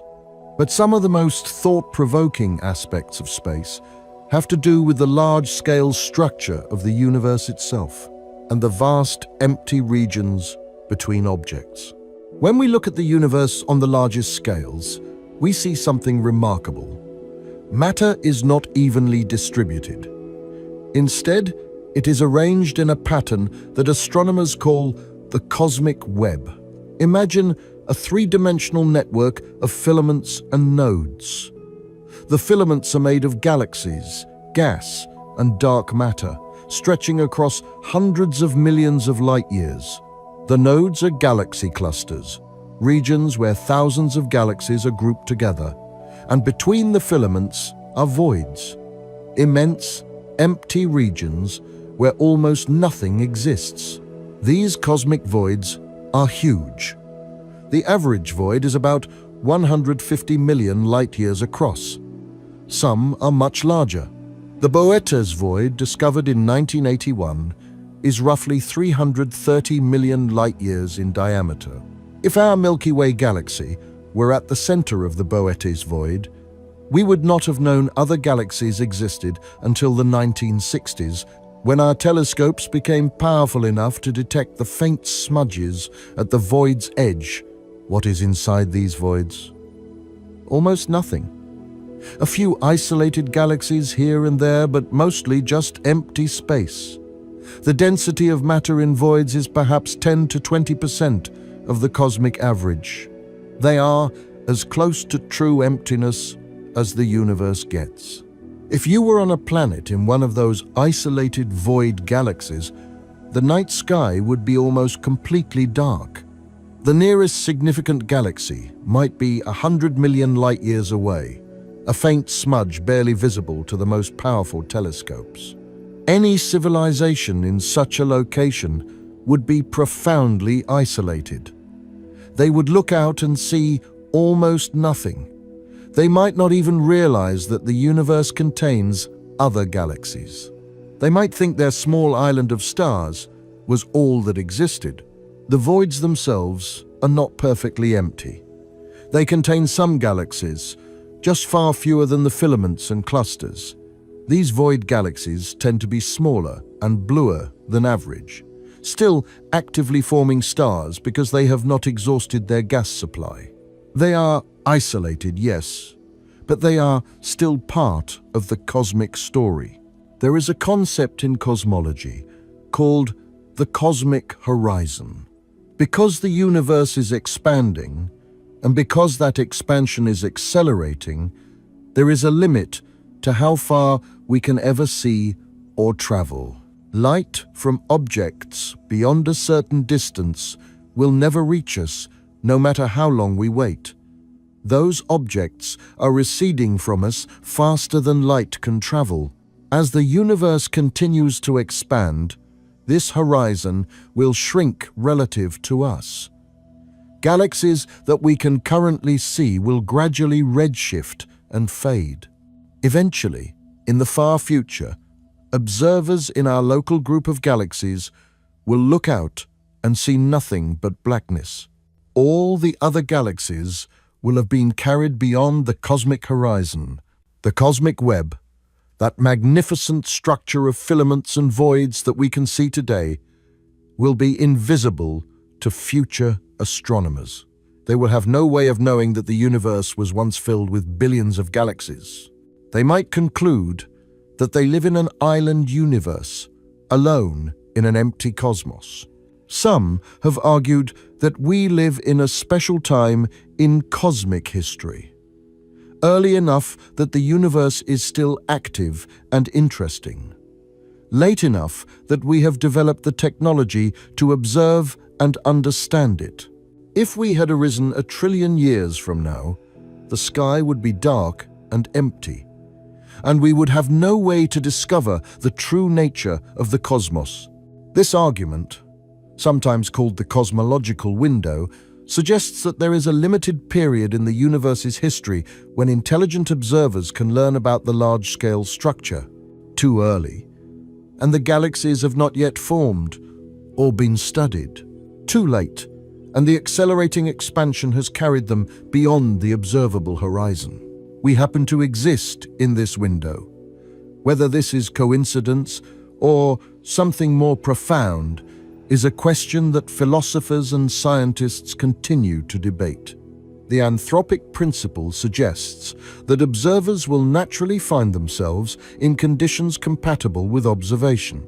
But it is still striking that our moment in cosmic time happens to be one when so much is visible and knowable. The study of the cosmic web has advanced rapidly in recent decades. Large galaxy surveys, like the Sloan Digital Sky Survey, have mapped the positions of millions of galaxies, revealing the filaments and voids in stunning detail. Computer simulations have reproduced the cosmic web using only the known laws of physics and the initial conditions from the cosmic microwave background.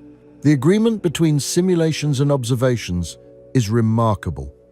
We can watch virtual universes evolve from nearly uniform initial conditions to complex webs of structure, and they look like the real universe.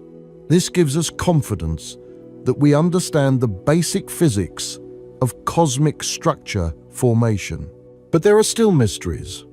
The nature of dark matter, which makes up most of the mass in the cosmic web, remains unknown. We know it exists because of its gravitational effects, but we do not know what particles comprise it. Numerous experiments around the world are searching for direct evidence of dark matter particles, so far without success. Dark energy, which is causing the accelerating expansion, is even more mysterious. It behaves like a constant energy density pervading all of space, but we do not understand its origin. Some theories connect it to the vacuum energy of quantum fields, but naive calculations give values that are vastly different from what is observed. The voids themselves are subjects of active research.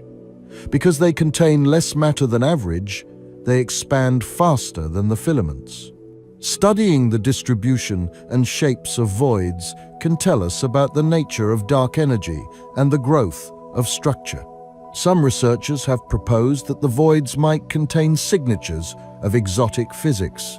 If there are additional dimensions of space, as some string theories predict, their effects might be more apparent in the low-density environments of voids.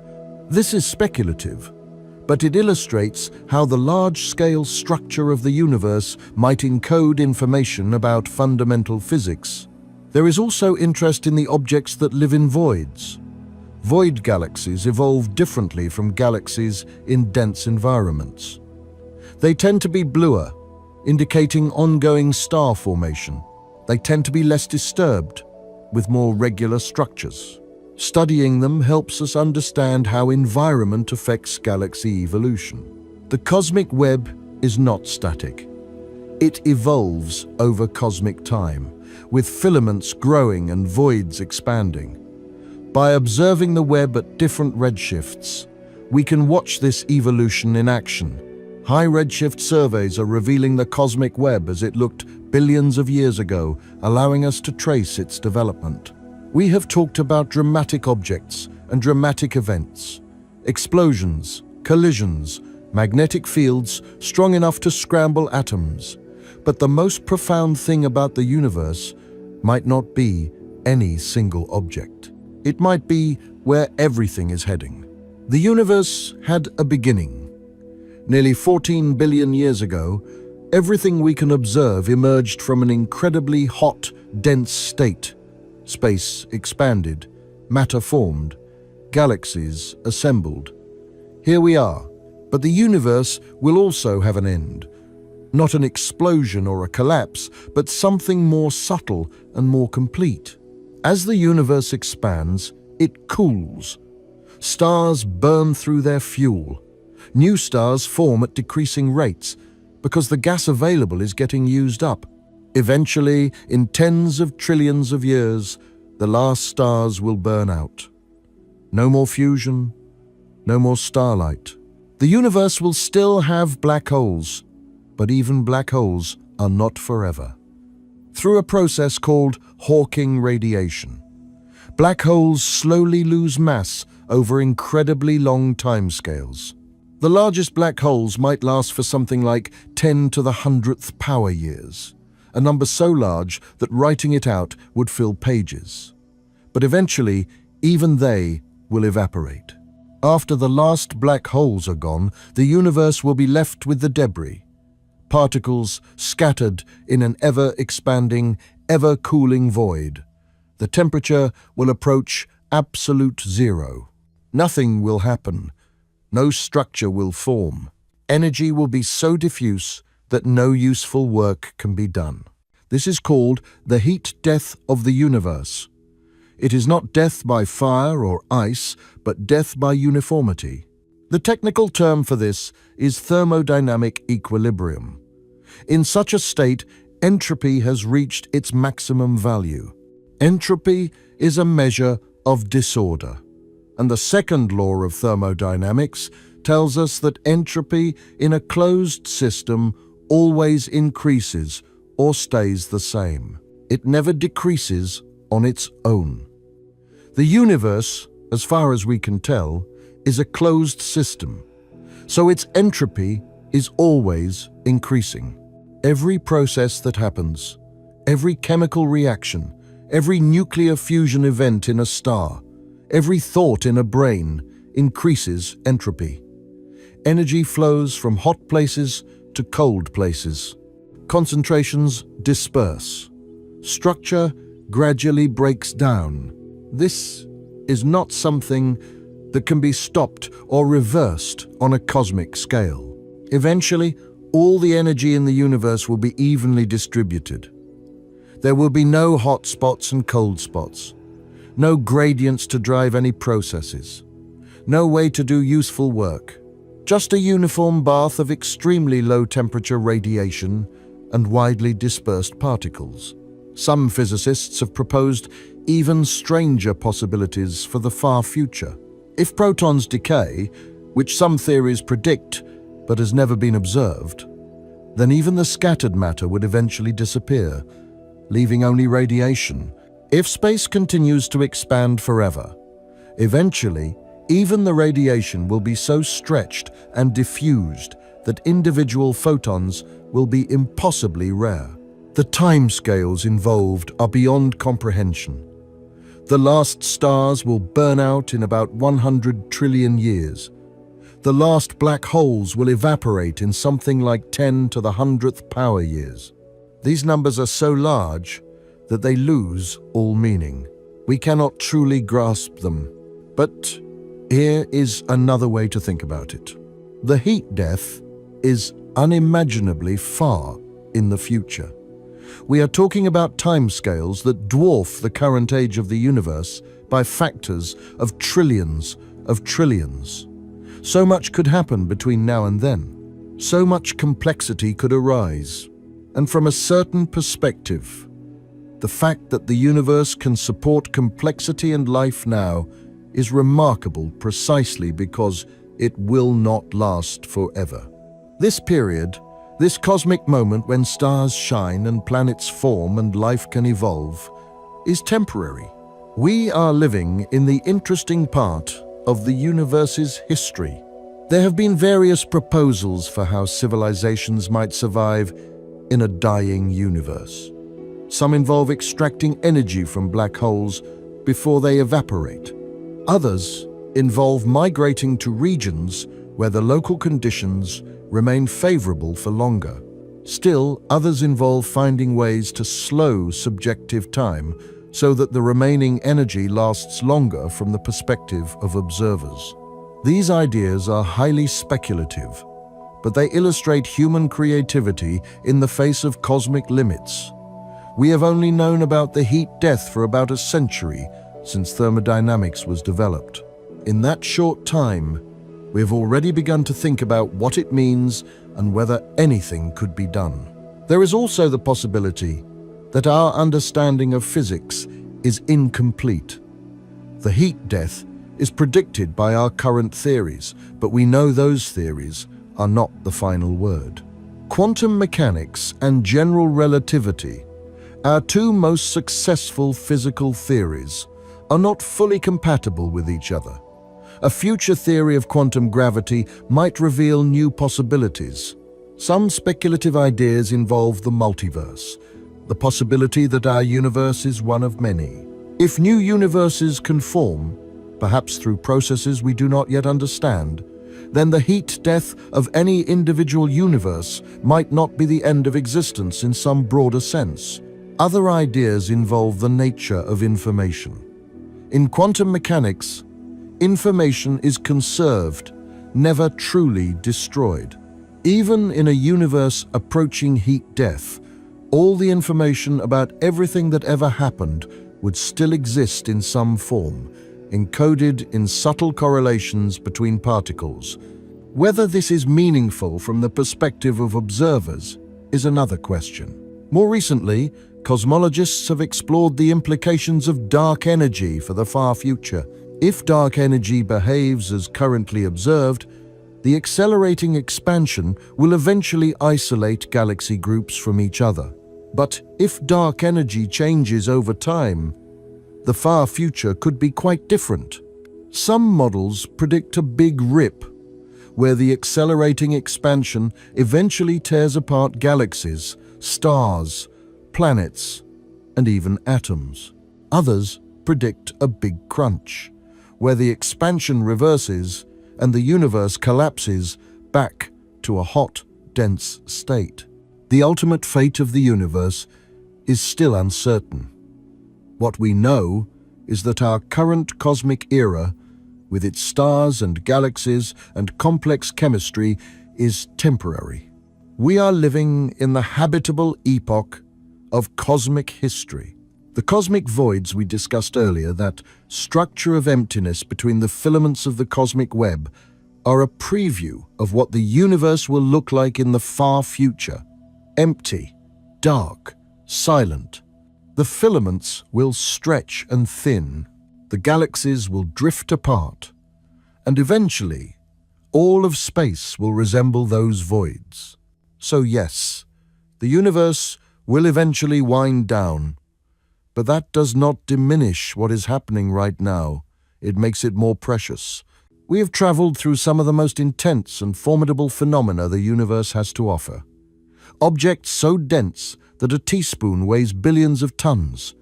Magnetic fields strong enough to disrupt atomic chemistry. Explosions that dwarf anything in human experience. The possibility that the very vacuum of space could change states and destroy everything. And yet, here we are, on a small planet orbiting an ordinary star in a quiet arm of a spiral galaxy. The universe is genuinely dangerous. If we were in the wrong place, at the wrong time, any of these phenomena could end us in an instant. But we are not in the wrong place. Through cosmic accident, we ended up somewhere remarkably quiet, away from the galactic center, away from active star-forming regions, in a stable orbit around a well-behaved star. And we get to study these cosmic phenomena from that stability. We get to point our telescopes at them and figure out how they work. We get to satisfy our curiosity about the universe without being threatened by it. There is something remarkable about that, something deeply human. We are small creatures who evolved to worry about predators and find food and raise offspring. And yet, here we are, contemplating the physics of neutron stars and the eventual heat death of the universe. Our brains, which evolved for completely different purposes, turn out to be capable of understanding the cosmos. The phenomena we discussed put our human concerns in perspective. Whatever problems we face on Earth, we are not being threatened by magnetar flares or rogue black holes. Whatever conflicts divide us, they are small compared to the forces at play in the cosmos. And these phenomena are also beautiful. The swirling accretion disks of quasars, the explosive nebulae left behind by supernovae, the impossible density of neutron stars. These things represent the universe exploring its own possibilities, pushing matter and energy to their limits, creating structures that exist nowhere else in nature. There is a reason why astronomy has captivated humans for thousands of years. It is not just that the night sky is beautiful, though it is. It is that the stars represent questions. What are they? How far away are they? How did they form? What will happen to them? These questions have driven human inquiry since we first looked up and wondered. The answers we have found are more remarkable than any mythology. The stars are nuclear furnaces, fusing hydrogen into helium, releasing the energy that makes them shine. Some of them will die in spectacular explosions. Some will collapse into objects so dense that time itself bends around them. And in their deaths, they create the elements that make planets and life and us. When we say a magnetar is 10,000 light-years away, what does that mean? Light, the fastest thing in the universe, traveling at 186,000 miles per second, would take 10,000 years to reach us from that magnetar. If you set out toward it at the speed of light when human agriculture was first being invented, you would be arriving just about now. When we say a quasar is 1 billion light-years away, we are talking about distances that dwarf even the intergalactic voids. 1 billion light-years, 1 billion years of light travel. That is roughly 7% of the entire age of the universe spent in transit. The light we see from that quasar left when the first complex multicellular life was just appearing on Earth. These distances are what separate us from the dangers we discussed. They are so great that even the most powerful phenomena become harmless by the time their effects reach us. And within those distances, there is time. Time for stars to form and die, time for planets to coalesce, time for life to evolve from simple chemistry to wandering minds. Time for civilizations to rise, ask questions, and perhaps find answers. We exist in one of those pockets of time and space where things are calm enough for complexity, where water can exist as a liquid and carbon can form long chains and evolution can work its patient magic. The universe is a place of contrasts, dramatic and peaceful, destructive and creative, ancient and constantly renewing. The same nuclear reactions that power stars and could sterilize planets also forge the elements that make life possible. The same gravitational forces that create black holes also hold galaxies together and keep planets in stable orbits. We have evolved to perceive a very narrow slice of reality. The scales we encounter in daily life, from the size of insects to the size of mountains, from the duration of heartbeats to the span of human lives, are the scales our intuition understands. Everything we have discussed tonight operates on scales far beyond that narrow range. Distances measured in light years, time scales measured in billions of years, energies that dwarf anything in human experience. And yet we have found ways to understand these phenomena through mathematics and observation, through telescope and satellite, through theory and experiment. We have extended our reach far beyond our evolutionary heritage. We can comprehend, if not fully grasp, the magnetic fields of magnetars and the event horizons of black holes. This is one of the remarkable achievements of our species. We have built a picture of the universe that is vast and strange and wonderful. We have discovered that we live on a small planet orbiting an ordinary star in an unremarkable corner of a galaxy that is one among billions. And somehow, that knowledge makes our existence more precious, not less. The scientific enterprise that has revealed these cosmic wonders is itself remarkable. It has required centuries of patient observation, brilliant theoretical insights, technological innovations, and international cooperation. Telescopes on mountaintops and in orbit, particle detectors deep underground, gravitational wave observatories with arms stretching for miles, all dedicated to understanding a universe that does not owe us any answers. The people who study these cosmic phenomena are not driven by fear. They are driven by curiosity. They want to know how magnetars generate their magnetic fields, how black holes form and grow, why gamma ray bursts happen, and what the ultimate fate of the cosmos will be. The answers to these questions have no immediate practical application. They will not cure diseases or improve crop yields or make anyone wealthy, but they satisfy something deep in the human spirit. We are a species that asks why. We look up at the night sky and wonder what those lights are. We develop tools to see further, measure more precisely, and understand more deeply. And with each new discovery, we find that the universe is stranger and more wonderful than we had imagined. The cosmos is wild and strange and beautiful, and we are here to witness it. Good night.